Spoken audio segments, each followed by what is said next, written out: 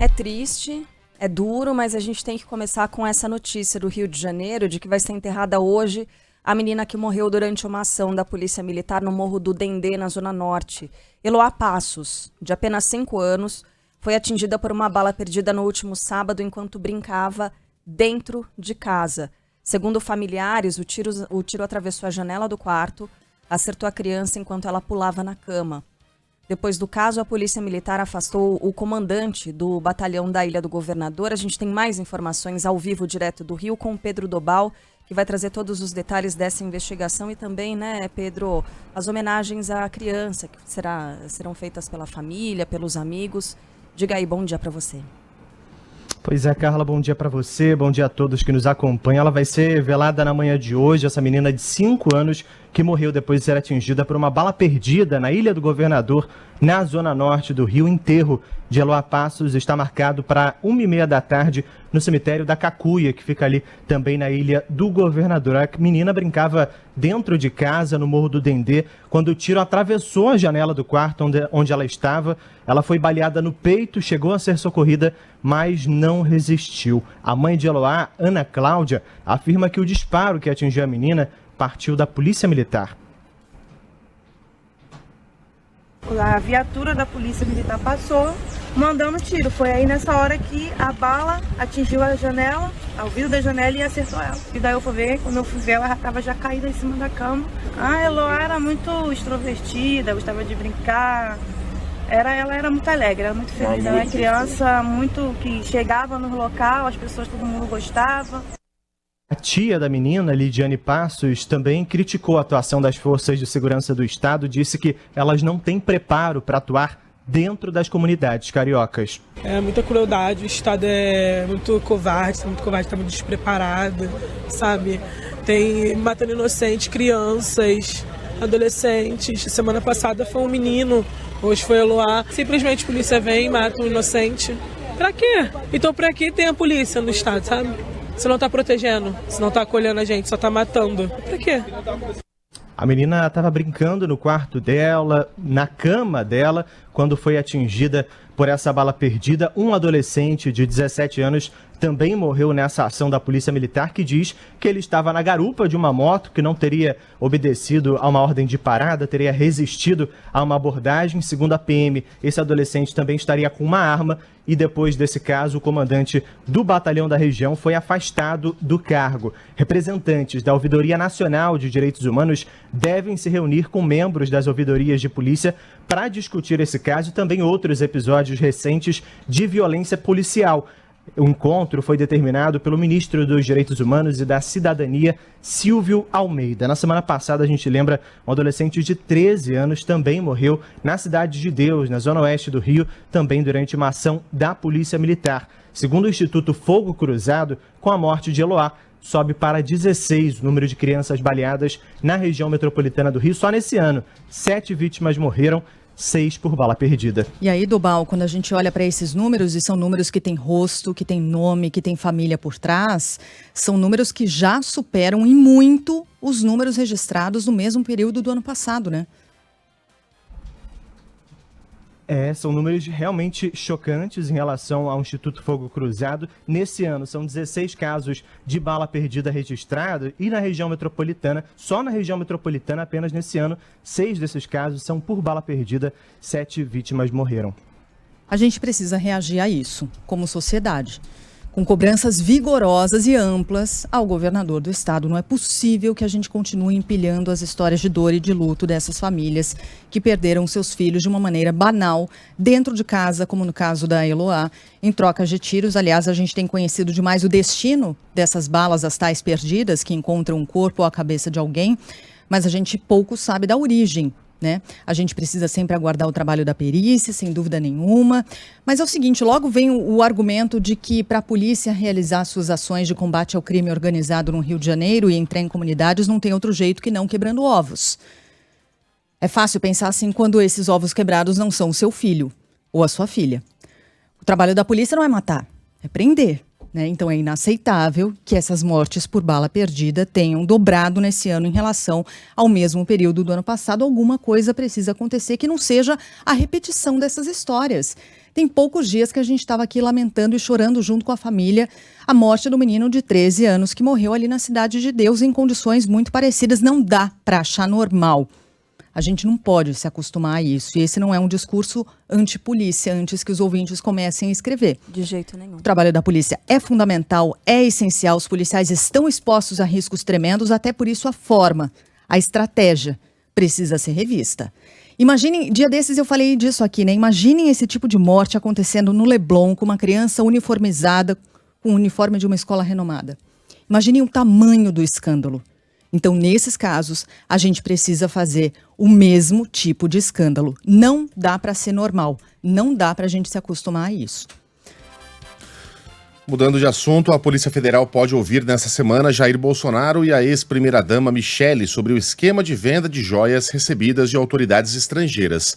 Na última sexta-feira, a Polícia Federal pediu a quebra dos sigilos bancário e fiscal do casal após a operação que teve entre os alvos o ex-ajudante de ordens Mauro Cid e o pai dele, Mauro Lorena Cid, além de um dos advogados do ex-presidente Frederic Vassef. A investigação aponta, por exemplo, que um relógio da marca Rolex chegou a ser vendido por mais de $60 mil nos Estados Unidos e aí teve que ser recomprado às pressas, no desespero, para ser devolvido após decisão do Tribunal de Contas da União. E aí que entraria o Frederic Vassef na história. Ele foi o desamarrador oficial da República ao trazer de volta o relojão. Ontem, o advogado que defendia Mauro Cid, Bernardo Fenelon, deixou o cargo por suposta quebra de confiança. É a segunda... Bom, a gente não sabe os detalhes, mas quebra de confiança não significa um rompimento amigável, né? É perfeitamente razoável imaginar que Mauro Cid tenha mentido até para o seu próprio advogado. É a segunda troca desde que o ex-ajudante de ordens foi preso na operação da PF sobre fraudes em carteiras de vacinação. Antes, ele era defendido por Rodrigo Roca, ligado à família de Jair Bolsonaro. Quem tem os detalhes de Brasília é João Pedro Melo. João Pedro, quais são as últimas, o que a semana reserva para esse entorno de Bolsonaro, hein? Pois é, Megali, bom dia a você, bom dia a todos que estão nos acompanhando. Esse depoimento, né, do casal é por causa das investigações sobre essa venda de presentes recebidos de delegações estrangeiras durante o mandato de Bolsonaro no Palácio do Planalto.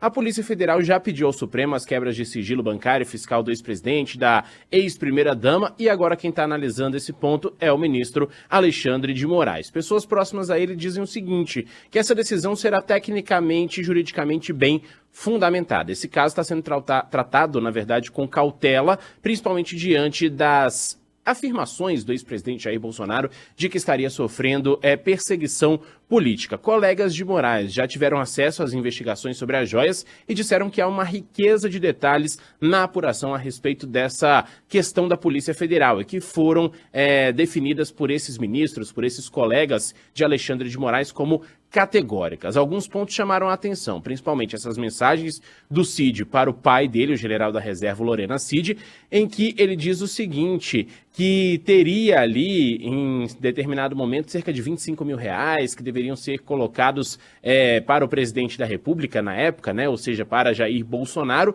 e ele fala a respeito de como trazer esse dinheiro para o Brasil, se seria ali de maneira física, né, ou seja, em cash, ou se esse dinheiro deveria ser enviado através de contas. E em determinado momento, Cid chega à conclusão de que quanto menos movimentação pelo sistema bancário, melhor, né, já que o sistema bancário seria rastreado. Bom, as operações de recompra desse relógio Rolex, elas são tanto quanto curiosas, isso porque trazem o endereço, inclusive, da loja nos Estados Unidos, a loja que comprou, chama-se Precision Watches, que é especializada em artigos de luxo e tinha comprado esse relógio de ouro, platina e também cravejado de diamantes. Depois dessas investigações, Frederic Vassef, advogado da família Bolsonaro, viajou para recuperar esse objeto. E o nome dele apareceu, então, nessa questão e, portanto, Alexandre de Moraes proibiu que ele tivesse acesso a algumas das provas desse caso do Rolex. O ministro disse o seguinte, que conceder o acesso integral prejudicaria a efetividade dessa investigação. E a Polícia Federal afirma que houve uma unidade de desígnios com o objetivo de desviar em proveito de Jair Bolsonaro certos presentes. Seriam, então, 3 conjuntos de alto valor patrimonial por ele recebidos, em razão do cargo de presidente da República. E aí, essa questão, né, na verdade, essa conversa a respeito dos 25 mil reais é o que está chamando bastante atenção da Polícia Federal. Cid deve falar mais uma vez sobre isso, só que agora, diante dessa última operação, ele ainda não soltou nenhum tipo de nota. Isso porque, como você falou agora há pouquinho, Megali, ele trocou de advogado, né? A gente tinha advogado Bernardo Fenelon, que é especialista em acordos de delação premiada, representando o Cid, só que aí, diante dessa situação, ele deixou a defesa do ex-ajudante de ordens, né? A informação é de que teve essa quebra de confiança, ou seja, pode ser que ele tenha mentido para a defesa, ou pode ter sido algum outro fator que levou a essa quebra de confiança e, portanto, Bernardo Fenelon deixou essa defesa. Anteriormente, a gente tinha também como advogado de Cid Rodrigo Roca, que é próximo à família Bolsonaro, mas que também deixou essa defesa. À época, o próprio pai de Cid disse que ele estava largado às traças, né, que o advogado estava mais preocupado em defender Bolsonaro do que o próprio Cid. Então, isso foi ali um acordo entre a família de Cid sobre essa saída, né, de Rodrigo Roca. Agora também Bernardo Fenelon deixa esse caso e não há, até o momento, qualquer tipo de pronunciamento de Cid a respeito dessa última operação e também não há nenhuma previsão de que ele tenha um novo advogado também colocado nesse processo. É tudo muito impressionante, né? A chinelagem da coisa, surrupiando valores não, né? Objetos que pertencem ao Estado brasileiro para vender, embolsar a grana. Não sei se vocês viram a foto anexada ao processo. Eu fui lá, comecei a ler o processo e aí tem as fotografias anexadas. E uma delas é da joalheria recomendada pelo pai do Mauro Cid para que esses objetos fossem negociados. Vocês viram essa foto? É uma daquelas joalherias, para quem já foi numa cidade americana, que ficam naqueles mini malls, aqueles pequenos shoppings, né? Na beira da estrada, das avenidas.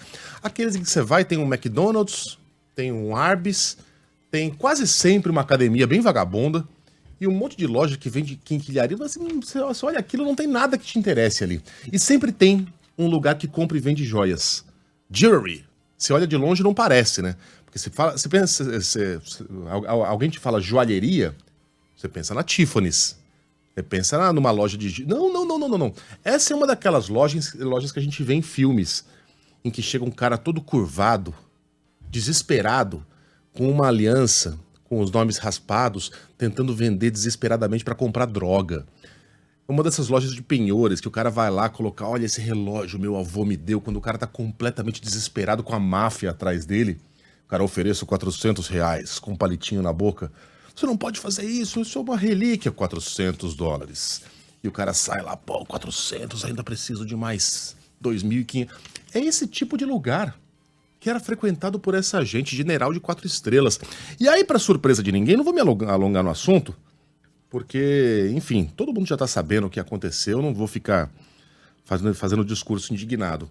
Mas é importante que a gente esclareça aqui alguns fatos que estão sendo distorcidos na internet. Carlos Bolsonaro, que andava meio sumido, voltou à tona, tentando defender que tudo aquilo que foi feito pelo pai, ele já não nega, né? Não. A essa altura já não tem mais como negar. Não é tem. tudo mentira, é tudo invenção, são os comunistas e o Lula, não cola mais. Uhum. Então ele resolveu tentar uma outra estratégia para defender que aquilo que o pai fez foi belo e justo. A mentira. Ele publicou uma portaria que de fato foi aprovada no apagar das luzes do governo Michel Temer, que fala exatamente sobre esses conceitos e definições do que seria um presente personalíssimo. E aí, no artigo 4, o texto diz assim: bem de natureza personalíssima ou de consumo direto pelo recebedor. Bens que, pela natureza, destinam-se ao uso próprio do recebedor, a exemplo das condecorações, grão colar, medalhas, troféus, prêmios, vestuário, camisa, calça, sapato, boné, chapéu, pijama, gravata, artigos de toalete, e aí no final, joias, semijoias e bijuterias. E ele circula essa parte aí que fala bens personalíssimos e joias, semijoias e bijuterias. Portanto, segundo a interpretação do Carlos, esses presentes todos estariam na lista daquilo que é considerado um bem personalíssimo, portanto, eles poderiam muito bem serem negociados, porque afinal de contas são do pai. É tudo tão errado e é uma tentativa tão descarada de mascarar a realidade que é difícil saber até por onde começar. Mas comecemos pelo começo. Essa portaria, quando tudo isso aconteceu, já não valia mais. Ela já havia sido revogada. 2. Ainda que não tivesse sido revogada, uma portaria jamais pode se sobrepor à lei. Lei que foi aprovada pelo TCU em 2016 e que, portanto, seguia valendo mesmo quando esse troço aqui foi publicado. 3. Ainda que estivesse valendo e ainda que se sobrepusesse à lei em vigor, o Carlos esqueceu de comentar e de publicar o trecho em que define que o valor jamais poderá passar de R$300, mesmo para joias, semijoias e bijuterias. Portanto, tudo aquilo que foi vendido nos Estados Unidos, recuperado, tudo aquilo que o general tirou foto, tudo aquilo que veio na mochila de almirante, ministro de Estado, tudo aquilo, enfim, de que se trata, não entraria nessa categoria. E 4. Ainda que entrasse, ainda que a portaria se sobrepusesse à lei, ainda que ela não tivesse sido revogada, esses presentes só poderiam ser considerados de posse do presidente da República se fossem registrados na alfândega como tal e se fossem pagos impostos sobre eles, o que não aconteceu. Essa turma entrou com esses produtos escondidos, não os registraram e levaram para os Estados Unidos, sabe Deus mais o quê, para vender e embolsar a grana. Então, Carluxo, para surpresa de ninguém, tenta defender o Papito com base em mentiras. Acontece que essa mentira tem pernas longas, porque começa a ser postada também por apoiadores de Bolsonaro, aqueles que ainda existem, e ganham profunda força no Zap Profundo. Com o perdão da repetição aqui. Ou seja, estamos diante aqui, mais uma vez, não da luta do bem contra o mal, mas da luta da verdade contra a mentira. E essa gente, para surpresa de ninguém, investe na mentira para tentar defender o indefensável. E para encerrar, o Exército Brasileiro, que nota michuruca do Exército, hein? O Exército não compactua com ações... Poxa, que bom, hein? Só faltava compactuar, né? Que bom! Só faltava dizer que compactua. Com essa muambagem, com essa chinelagem feita por Bolsonaro e pelos seus, especialmente por um general de 4 estrelas. Olha, enquanto não vier aqui... Tiaguinho, prepara a foto aí. Enquanto não vier uma nota mais ou menos nos seguintes termos: o Exército Brasileiro não admite determinadas ações entre o seu corpo, está determinando neste instante a suspensão completa, sem pagamento de pensões dos envolvidos, Mauro Cid, seu pau, Mauro Lorena Cid, e de quebra a gente vai aproveitar também e tomar a mesma atitude em relação a oficiais que recomendaram remédios que não funcionam durante uma pandemia, generais que participaram de convescotes, reuniões e de grupos de WhatsApp planejando golpes de Estado, sem pagamento de pensão, e o Exército pede desculpas à nação, né, por essa gente que manchou a imagem da instituição e garante que até que os fatos sejam esclarecidos, essas pessoas não vão usar farda nem no cabide. Assina... General das Forças Armadas, almirante, blá, blá, blá, blá, blá. Enquanto não vier alguma coisa nesse tom, né, a gente vai ter que apelar pro meme. Dei de cara com essa fotografia aqui. Exército Brasileiro, braço forte, mão leve.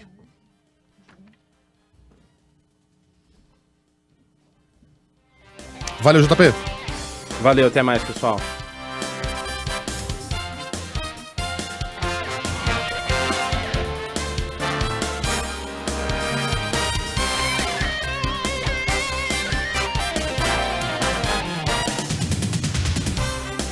Bem, ontem foi publicada aqui uma fala de Jair Bolsonaro, sem citar a investigação sobre o escândalo das joias. Ele afirmou que a prisão de Mauro Cid e outros ex-assessores tem como objetivo...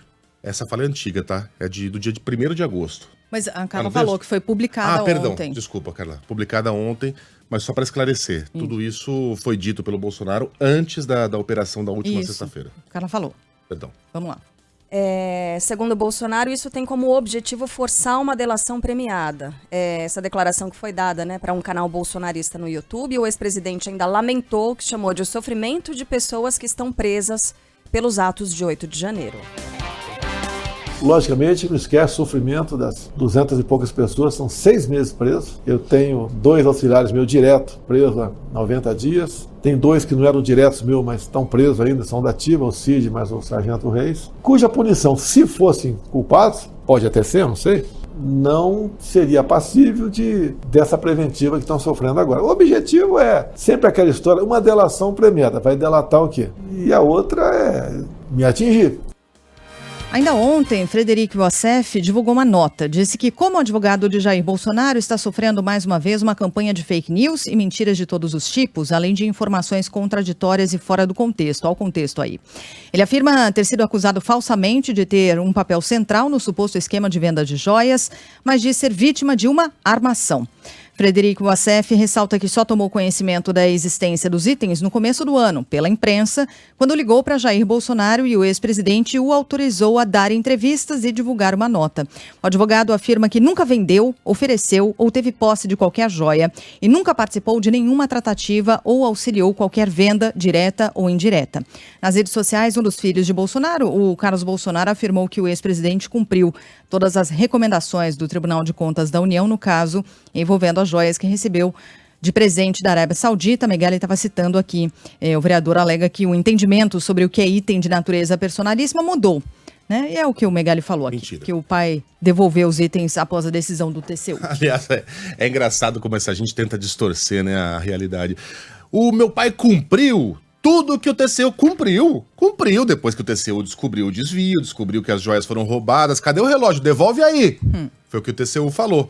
E aí ele não teve alternativa que não fosse devolver por meio daquela operação Tabajara envolvendo o Frederic Wassef. E aí o Wassef vai lá e também escreve: nunca participei de nenhum esquema de venda, mas ninguém falou que ele participou. Ninguém participou. Bom, a armação aí já é subjetivo e tal, mas ninguém falou que ele participou de algum esquema de venda. Ele participou de um esquema de recompra. Segundo a polícia. Tá lá, tudo documentadinho. Troca de mensagens, etc e tal. Então os caras vão lá e se defendem dizendo que não fizeram aquilo que ninguém disse que eles fizeram. Pra você ver como a turma tá ficando sem alternativas. Porque é muito difícil, e a gente diz isso aqui o tempo todo, você explicar aquilo que não tem explicação.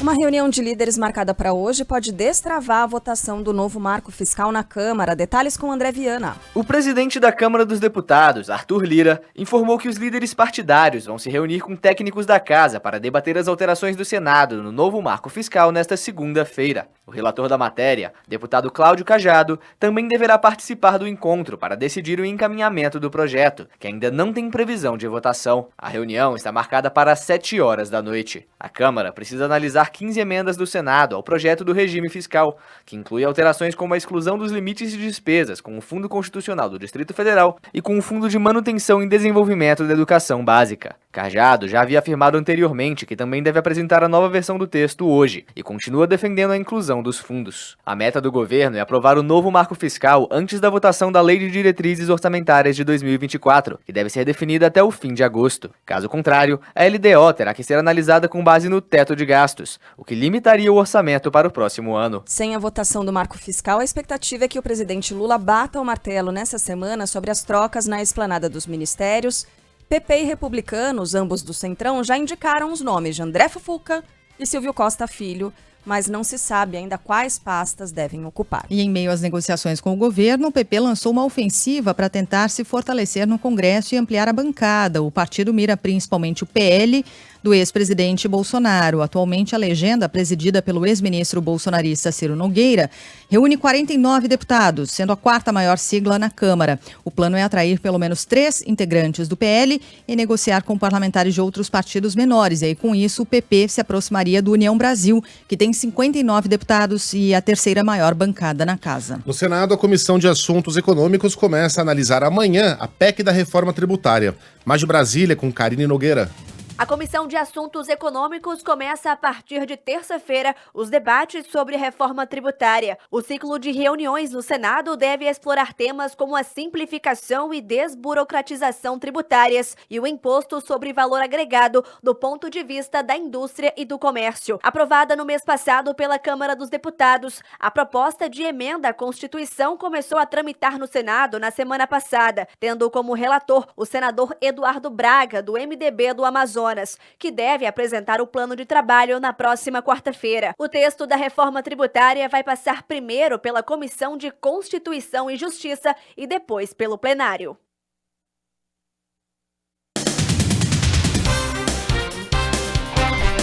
Deve passar hoje por audiência de custódia um motorista bêbado que atropelou 9 pessoas na zona norte de São Paulo. Destaque chegando com o Ivan Brandão.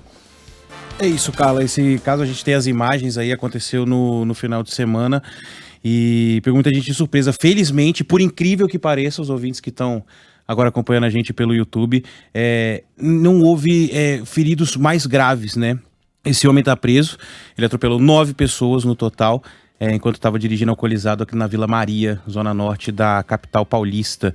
Uma das vítimas contou aos policiais que, ele aparentava estar alcoolizado, ele estava bêbado e testemunhas encontraram drogas dentro do veículo dele que foi apreendido. Um homem que preferiu não se identificar e teve a voz distorcida, conta que o número de vítimas poderia ter sido ainda maior. Ele estava visivelmente alcoolizado, admitiu que estava alcoolizado. O pessoal encontrou pinos de droga dentro do carro dele, estava bem mal. Um sábado que a gente achava que seria um dia tranquilo, como sempre é. Todos que foram atingidos já passaram a ser nossos amigos, foi um susto para todos. Um homem de 36 anos foi preso em flagrante, o caso está sendo investigado pela Polícia Civil de São Paulo, como você falou, ele vai passar por audiência hoje. Ele foi submetido a um teste de embriaguez que apontou que de fato ele havia consumido álcool, a gente só não tem informação aqui da quantidade. Essas 9 vítimas têm idades entre 15 e 30 anos, todas foram socorridas por equipes do Corpo de Bombeiros e do Serviço de Atendimento Móvel de Urgência, mas como eu disse, ferimentos que olhando para a imagem são leves, né? Ferimentos nos joelhos, né? Algumas fraturas e tal, mas é bem assustador. Ele tá vindo numa linha reta e de repente o carro faz uma curva e vai direto para a calçada ali onde estão todas essas pessoas. Desmaiado não de, pobrezinho, passou mal. Desmaiado de doidão, né? Completamente embriagado, louquíssimo. Uma hora o corpo pediu arrego, provavelmente ele apagou. Nossa. E o que obviamente não tira nenhum milímetro da culpa nesse caso horroroso, porque ele desviou de nada, né? Não tem nada ali para ele eventualmente ter desviado. Então, parece até que ele mira, né, naquele grupo de pessoas, porque é tão... Ele tá seguindo numa linha reta, como disse o Megali, e de repente ele vira o carro e vai exatamente pra cima do grupo de pessoas, né? Não vai um pouquinho pro lado, não vai um pouquinho pro outro, não pega uma pessoa e outra, não. Cheio, vai em direção mesmo, todas as pessoas. E o grupo tá concentrado ali, né, cara? Não tem ninguém pra direita, ninguém pra esquerda. Ele tá bem ali só. Não é que tem uma multidão e essa turma foi... Essa seria uma hipótese, Ivan? Ainda não. Que isso tenha sido premeditado? Não. Não, por enquanto não. Tá. Valeu, Ivan. Obrigada. Vamos falar agora sobre um novo tipo de golpe, hein? Atenção, você que compra comida por aplicativo de delivery e tal. O levantamento aqui, reportagem feita pelo Thiago Muniz, que está aqui no nosso estúdio, vai contar que golpe é esse.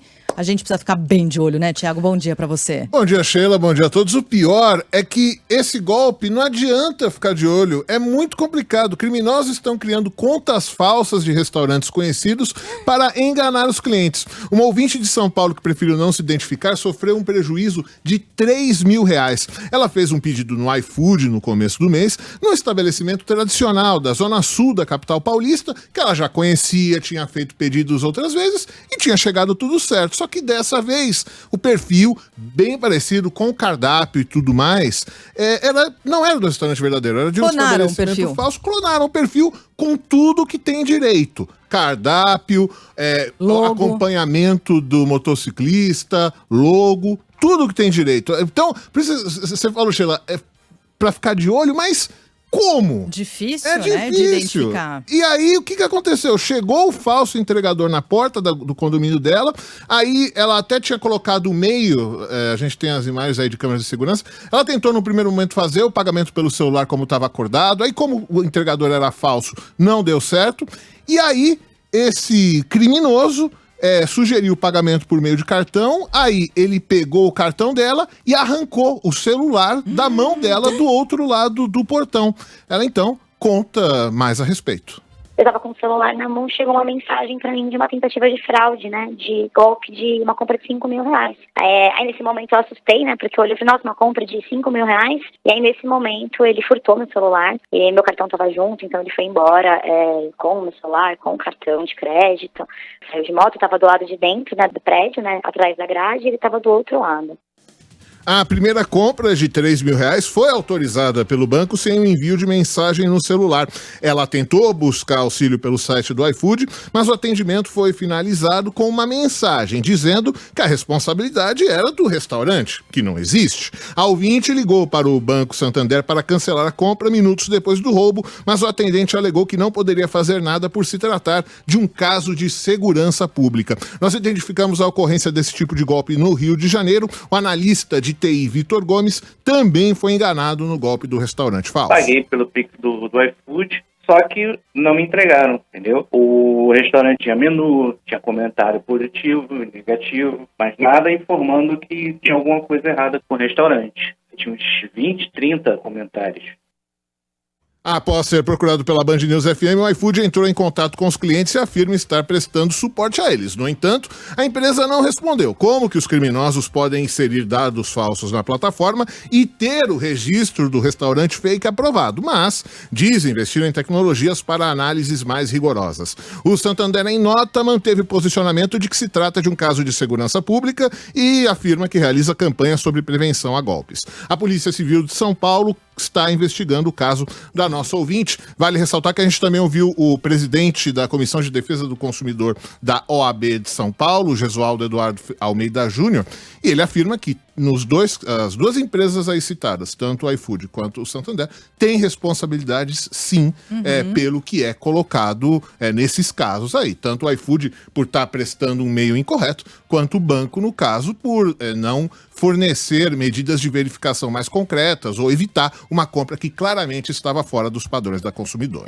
A plataforma precisa responder por isso, porque é ela que garante a segurança para o consumidor de quem está lá dentro, né? Dinheiro em cima desse volume de comércio. E o consumidor não tem alternativa, como a Sheila disse, tem que tomar cuidado. E o Maurício foi muito bem, tomar cuidado como? Como? Não tem nada lá que indique que aquilo é uma página pirata, que não é a página verdadeira do restaurante. Você não tem nada que você possa fazer. O iFood vale muito dinheiro, tá? Ele foi comprado recentemente por quase 10 bilhões de reais. 9,4 bilhões de reais. Na época, o novo CEO da empresa deu uma entrevista dizendo que a prioridade ainda não é a lucratividade, a gente tem que fortalecer o mercado, bibibi, bobobó. A empresa tem muito lucro, né? O último dado que eu encontrei foi do ano passado, do primeiro semestre, mais de 2 bilhões, então dinheiro não falta para investir em segurança. E só ela pode garantir a segurança do consumidor. O consumidor está completamente de mãos amarradas. Pois é. Nesse caso. Então, é com o iFood. E com o banco também. A Adriana, nossa ouvinte, mandou mensagem aqui com essa mesma opinião. Nunca é com eles, né? E tem que ser. Como é que eles conseguem transferir esse dinheiro? É para conta de um laranja. Quem é esse laranja? Como é que ele conseguiu abrir uma conta de forma tão fácil? Como é que ele consegue transferir o dinheiro, sacar esse dinheiro? É inacreditável a facilidade com que os bancos permitem que esse tipo de fraude aconteça, né, Tiago? Então também tem que responsabilizar o banco, sim. É questão de segurança pública? Claro que é. Polícia, delegacia de crimes cibernéticos, tudo isso tem que entrar em ação. Mas os bancos também, né? Pelo amor de Deus, tem que se responsabilizar por isso. Obrigada, viu, Tiago? A gente vai acabar descobrindo que a culpa é nossa. É verdade. Você tem razão, Tiago. É isso aí mesmo. Obrigada, viu? Eu que agradeço. Chegou mais uma vítima, hein, Tiago? Depois dá uma olhada lá. Sim. Acabou de chegar aqui no nosso WhatsApp. Valeu. Bom, falando em golpe, tem um golpe envolvendo planos de saúde que tem gerado prejuízos para beneficiários e os próprios convênios médicos. Por meio do chamado reembolso assistido, clínicas e consultórios pedem a senha e o login dos usuários para acessar o sistema e lucrar com a devolução de parte dos valores. De acordo com o superintendente executivo da Associação Brasileira de Planos de Saúde, Marcos Novaes, as fraudes vêm afetando a sustentabilidade financeira dos negócios.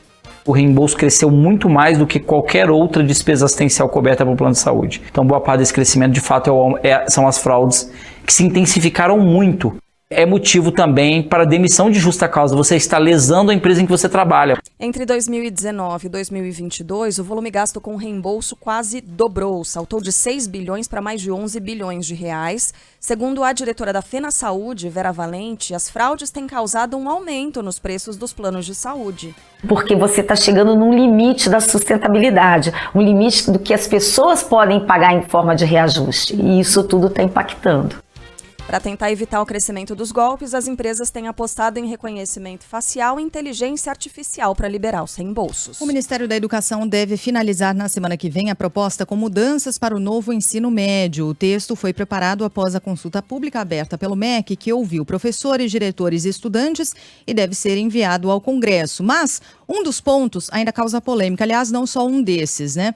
Esse aqui é um. Segundo a ideia apresentada na semana passada, as escolas de ensino médio poderão oferecer inglês ou espanhol como língua estrangeira, ou seja, o inglês, idioma mais falado do mundo, deixaria de ser obrigatório. É o que levantou de informação a jornalista Renata Cafardo, do jornal O Estado de São Paulo. O espanhol atualmente é opcional.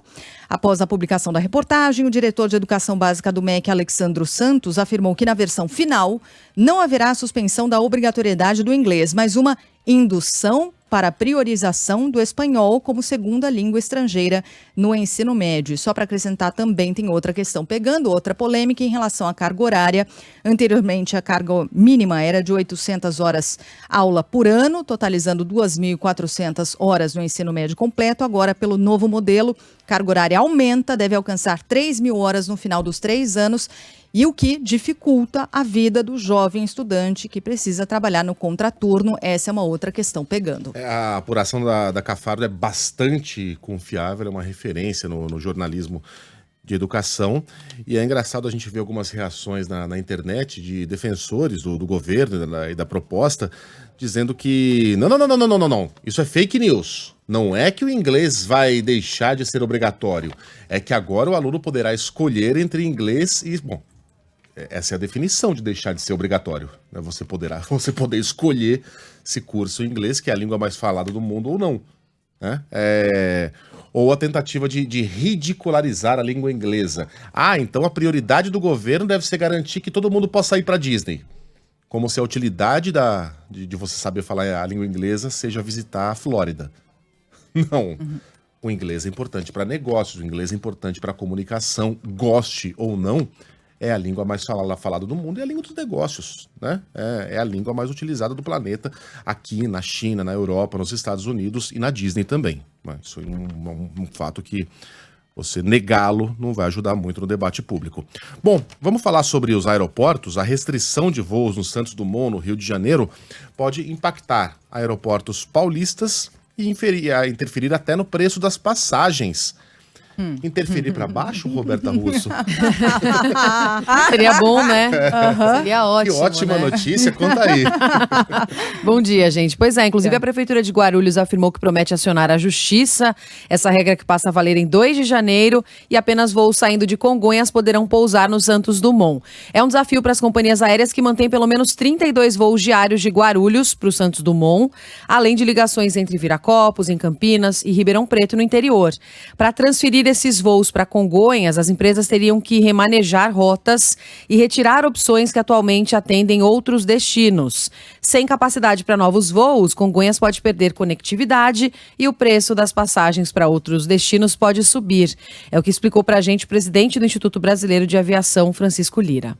O aeroporto de Guarulhos tem uma conectividade imensa, isso acaba prejudicando toda a malha de conexões e Congonhas está à beira do limite de capacidade. Provavelmente a nova concessionária, a ENA, que entra em operação nos próximos meses, vai ter que fazer grandes obras no aeroporto de Congonhas, o que em vez de ampliar a capacidade de imediato, num primeiro momento, vai diminuir a capacidade de Congonhas para que depois das obras concluídas aumente novamente.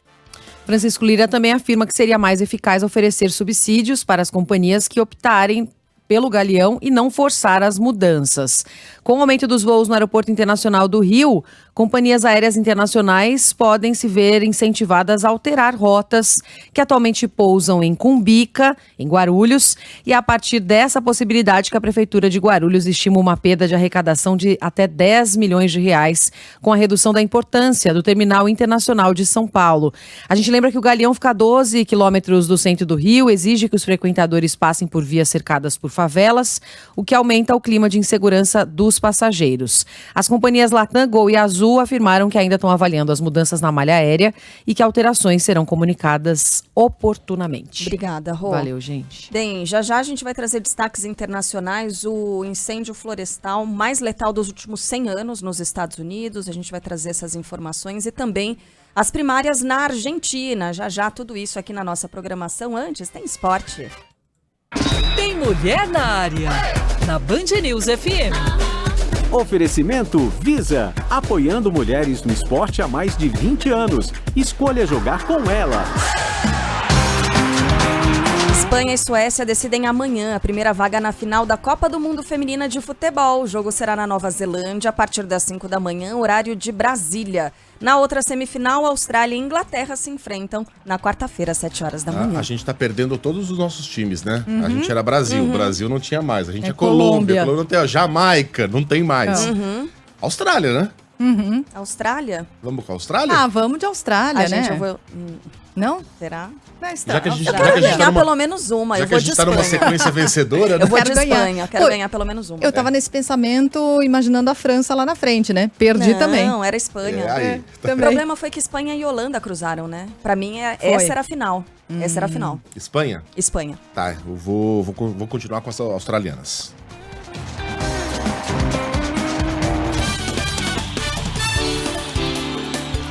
O atacante Neymar vai se juntar a Cristiano Ronaldo, Benzema, Roberto Firmino na Liga Saudita de Futebol. Caramba, Sauditão.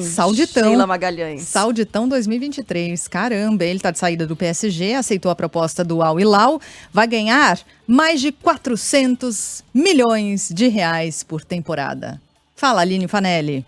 Neymar deve acertar hoje os últimos detalhes para a transferência ao Al Hilal da Arábia Saudita. Segundo o jornal francês L'Équipe, o brasileiro aceitou um contrato de 2 temporadas. Os valores para o jogador estão em cerca de 160 milhões de euros, aproximadamente 861 milhões de reais por todo o período do contrato. O Paris Saint-Germain aguarda também o acerto da compensação financeira, porque Neymar tem vínculo com o clube francês até o fim de junho de 2027. Ao mesmo tempo em que o brasileiro está de saída, o PSG informou que Mbappé está reintegrado ao grupo, podendo participar dos treinamentos com o elenco e ser relacionado para os jogos. Mais de R$1 milhão por dia, tá bom? Se acordou, vai dormir R$1 milhão na conta, assim. Caramba, hein? Transmissão da Liga... Eu preciso manter a minha coerência. A Band transmite o Sauditão. Mas a minha opinião sobre um craque dessa envergadura morar na Arábia Saudita não mudou 1 milímetro. Por isso, é um desperdício de vida. Acho ótimo. A gente vai ter audiência, o jogo vai passar lá, eu vou mostrar pro meu filho, vai ser demais. Mas mantenha a minha opinião. Para esses caras é um desperdício de vida você morar em Meca ou qualquer coisa parecida por 2 anos. Lamentável, uma desistência de carreira. Mas enfim, vai ficar trilhardário, vai continuar jogando bola, vai estar cercado de craques, vai ter um monte de gente lá.